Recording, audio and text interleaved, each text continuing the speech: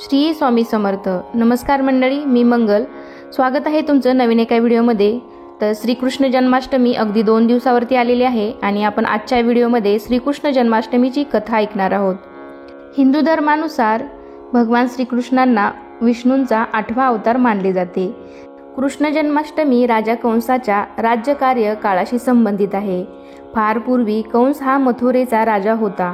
तो बहीण देवकीचा चुलत भाऊ होता. त्याने आपल्या बहिणीवर मनापासून प्रेम केले आणि तिलाही कधी दुःखी होऊ दिले नाही. कंस राजाने आपल्या बहिणीचे म्हणजेच देवकीचे लग्न वासुदेवाशी लावून दिले आणि एकदा तो बहिणीच्या सासरी जात असताना अचानक तेव्हा त्याला आकाशात लपलेल्या आवाजातून इशारा मिळाला की कंसा जिच्यावर तू खूप प्रेम करतोस ती बहीण एके दिवशी तुझ्या मृत्यूचे कारण बनेल. देवकी आणि वासुदेवाचे 8वे पुत्र तुला मारतील. कंसराजाला इशारा मिळताच त्याने आपल्या सैनिकांना त्यांची बहीण देवकी आणि तिचा पती वासुदेव यांना तुरुंगात ठेवण्याचा आदेश दिला. त्यानंतर कंस राजा मथुरेतील सर्व लोकांशी क्रूरपणे वागू लागला. कंसराजाने घोषित केले की माझ्या मारेकऱ्याला बाहेर काढण्यासाठी मी माझ्या बहिणीच्या सर्व मुलांना ठार करीन.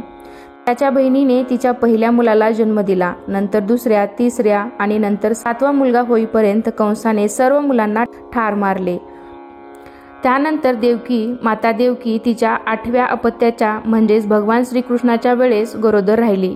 भगवान श्रीकृष्णाने द्वापार युगात श्रावण महिन्यातील अष्टमी म्हणजेच 8व्या दिवशी मध्यरात्री जन्म घेतला.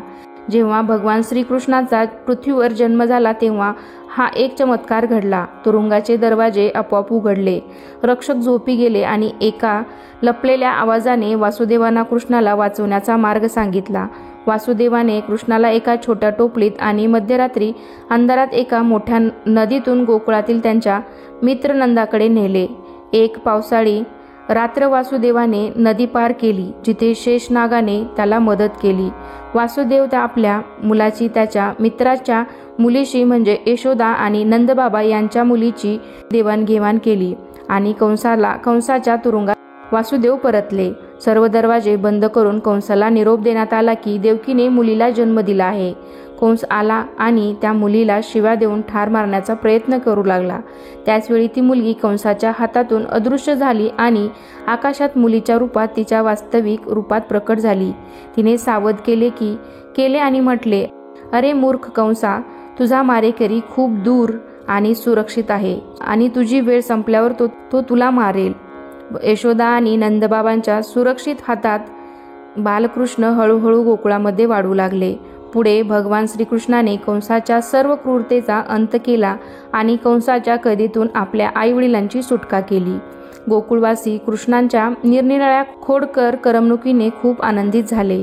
गोकुळात राहणारे लोक हा सण गोकुळाष्टमी म्हणून साजरा करू लागले.